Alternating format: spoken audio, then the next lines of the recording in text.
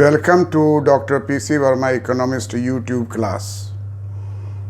In this class, we will examine questions asked in UPSC and BPSC project manager that is related to gradualist monetarism. You might have heard monetarism. Might have heard monetarism, which is related to the role of central bank, like Federal Reserve System in USA, like Bank of England in UK, like Reserve Bank of India. All these are central bank. They play their role through commercial banks with the help of monetary instruments like bank rate, interest rate, selling of bonds, open market operation, variation in CRR, variation in SLR. These are the instruments operated by the monetarist institution, central bank, in order to attain the increment, in order to attain continuous increase in the demand for the product in the market. That through monetarism, it is also tried to maintain liquidity in the market, and therefore in the economy, liquidity in the market is known through the liquidity in the commercial banks. If the central bank wants to change liquidity, then central bank can reduce the interest rate and increase the interest rate. There are only two methods to change the liquidity in commercial banks, liquidity in the market as such. And therefore, we all know that in the economy, monetarism and monetary policy and fiscalism and fiscal policy, these are the two policies which are operated in different parts of the globe. Monetary policy is preferred as the traditional approach of capitalistic economic system. Milton Friedman is a staunch supporter of monetarism. On the other hand, John Maynard Keynes is just opposite of the approach of Milton Friedman. John Maynard Keynes says that monetary policy is very weak policy. Monetary policy is very weak because it is indirect policy. It cannot increase investment. It cannot boost up the effective demand in the market during the period of economic instability, like inflation or deflation, like inflationary gap or deflationary gap. Monetary policy is well and good. Monetary policy is well and good. Monetary policy is well and good when there is a normal situation in the economy. In the normal situation in the economy, monetary policy will operate. But when there is not a normal situation, not the monetary stability, not the price stability, if there is price fluctuations, this will lead to the change in the mode of operation of monetary policy. And therefore it is said that the monetarism is a policy which is followed by central bank in the economy.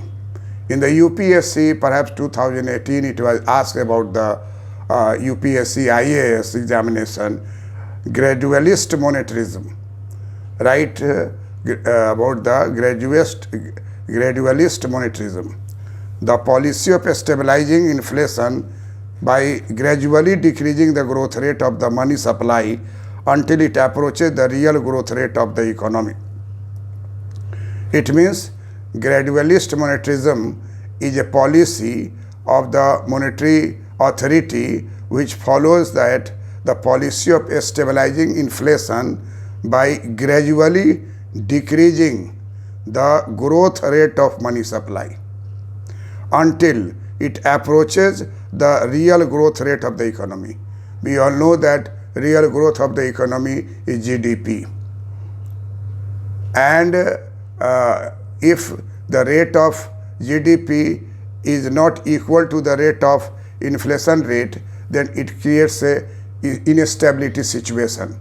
So the policy of stabilizing inflation by gradually decreasing the growth rate of money supply until it approaches the real growth rate of the economy.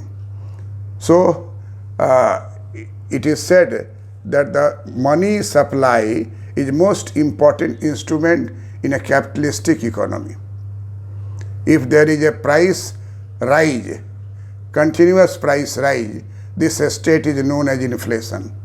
We all know that the opposite of inflation is deflation. And the peak reaches in the economy through inflation.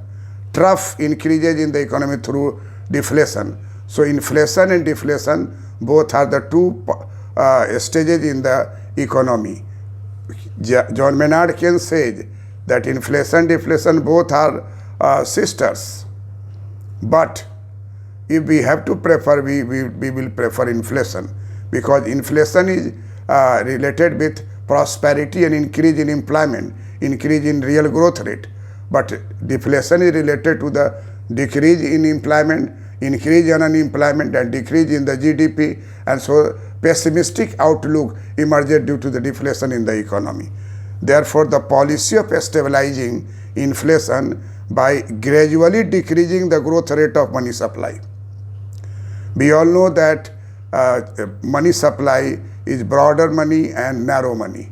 Broader money is M1 in India, and broader money is M3 in India, and M1 is narrow money. What is narrow money? M1 is narrow money. What is narrow money? Narrow money, M1 is equal to currency with the people plus bank deposit plus other deposit. Coin and currency with the people is number one.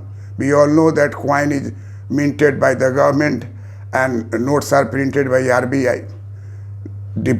And then DD. DD means demand deposit. Demand deposit means all those deposited in the banks, commercial banks, all banks which can be drawn through the check.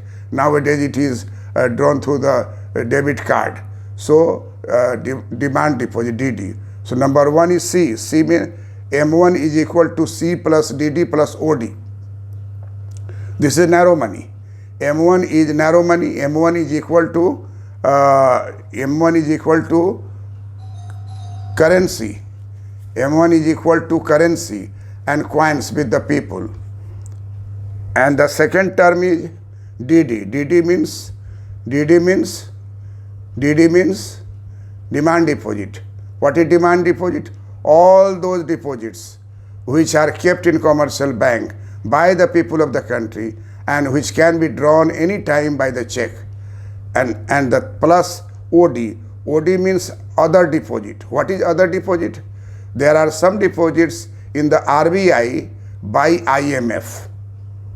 There is some deposit in the RBI by the World Bank. So there is an account of IMF in India in RBI. There is an account of in India of the World Bank, and so the transactions of the fund which come from IMF or IBRD in that account, and we pay in that account. So that account is OD, other deposit. We should not confuse with the OD which is in general system. We say OD means overdraft. That is another thing of commercial bank. We are talking about the short name OD, that is other deposit. That means deposit kept in the RBI by the IMF, by the World Bank in their account. So there are three elements. There are three elements in M1, that is narrow money. Number one, coins and currency and coins with the people. Number two, demand deposit in the bank which can be drawn any time by the check or debit card. Number three, other deposits. Other deposits are those deposits which are kept by IMF or IBRD in their account opened in Reserve Bank of India. So this is called M1. What is M2? M2 is generally not considered, but I tell you, M2 means M1 plus all short-term deposits in post office, post bank. Nowadays it is called post bank. So what are the deposits in post office, if it is added to M1, then it becomes M2. It is quite separate. M2 means M1 plus post office deposit of short-term nature. And third is M3. M3 is the most important item. It is called broad money. It is called broad money. What is broad money? Broad money is M1 plus time deposit. What is time deposit? Time deposit is fixed deposit kept in the bank. Large amount of money are kept under fixed deposit. So bank is quite comfortable that the fixed deposit is such a huge amount, and bank will lend it to the borrowers, lend it to the businessmen, lend it to the investors. And this is called the credit creation, through method of credit creation, through method of overdraft facility to the investors, through cash credit technology applied to the businessmen. All these methods are to give money to your factory, give money to your business, to give money to the investors, and thereby the utility of the bank is considered to most important even today. Most of the government money for the welfare purpose goes through the banking system, commercial banking system. In India in 1996, it was decided to have a separate liquidity function. Liquidity function means L1, L2, L3. What is L1? L1 is equal to M3 plus all deposits of post office. All deposits of post office, long-term deposits, that is known as L3. What is L2? L2 is equal to L1 plus all deposits of development bank. Development bank. All deposits of development bank, IDBI, ICICI, all the development bank that is added to L1. All deposits of L1 plus all deposits of development bank will be known as L2. What is L3? L3 liquidity is equal to L2 plus all deposits of non-banking financial corporation, NBFC. So these are the L1, L2, L3 are the liquidity function. M1, M2, M3 are the money function, different types of money in our economy. So these are known as growth rate of money. Generally we take M3 growth rate, or for less complex we take M1 growth rate. What should be the growth rate? There are many theories, but 4% is considered to be ideal. What is the natural rate of unemployment? 5 to 6% in any of the developed country. These are some hypotheses which are being created, tested by Nobel Prize winner economists. And therefore, natural unemployment, that is being considered to be 5 to 6%. And this is due to frictional unemployment, due to structural unemployment, and this is not considered to be problem in the economy. In a capitalistic economy, there is a coexistence of unemployment with full employment. What is the rate of full employment? Full employment is situation in the economy when there is only 4% unemployment in the economy. 4% unemployment is not considered to be the real problem, because it is a stopgap arrangement. Movement from one job to another job, people may be unemployed. And finding a better job, people may remain unemployed for some time. All these are known as frictional unemployment. And therefore, 5 to 6% is considered to be natural unemployment. We all know Milton Friedman has done work on natural unemployment. Paul Samuelson has done work on natural unemployment. Modigliani has done natural unemployment.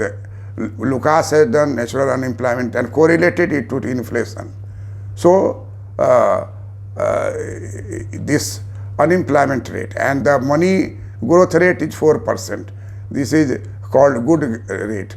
But if money rate is increasing, it will lead to inflation. We all know that MV is equal to PT, Fisher's theory. Price is a function of quantity of money. If 10% quantity of money increases, 10% price level will increase. provided other things remaining the same. What is other things? That the economy is developed economy, that in the economy velocity of money is constant, in the economy volume of trade is constant, there is a full employment level. Then if you increase 10% money supply, it will rise, price inflation will rise by 10%. And therefore what we want to communicate, that why the word gradualist is connected with monetarism. Monetarism is famous for the last several years. Milton Friedman had made it popular in contrast with the fiscal policy, fiscal activity of John Maynard Keynes. So gradualist term is the most important term which tell us the gradualist monetarism means the policy of stabilizing inflation by gradually decreasing the growth rate of the money supply until it approaches the real growth rate of the economy. A scholar or other person who promotes the policy in which growth of money supply is slowly reduced, not abruptly, slowly reduced until it equals the economy's growth rate is called gradualist monetarist. And the policy followed propounded by gradualist monetarist is known as gradualist monetarism.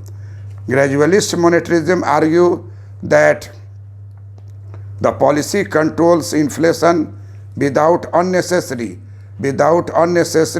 slowing down GDP growth,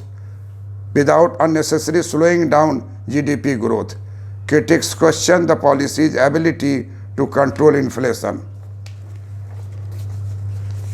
The gradualist monetarist approach differs from its new classical counterpart in supposing a longer time adjustment. The gradualist monetarist self-adjustment model in response to an adverse demand or supply shocks. The gradualist monetarist view posits an eventual return to the original level of GDP. So, gradualist monetarist believes in self-adjustment model. Do not require to abruptly reduce money supply. This will ruin the economy. Money supply will be gradually reduced, and the money supply gradually approaches to the GDP growth rate, real growth rate. If this situation comes, that level of inflation is preferred. That level of inflation might be 4%, and that is acceptable in any of the capitalist country. This is called gradualist monetarist approach. Those who are following the policy of gradualist monetarism, they are called gradualist monetarist. Those policies which are implemented by gradualist monetarist, economist or people and a scholar, these are known as gradualist monetarism. Main purpose is that slowing down money supply gradually, so that money supply rate tends to actually reaching to the rate of real growth rate. This is called gradualist monetarist, and this is called gradualist monetarism. That's all. Thank you.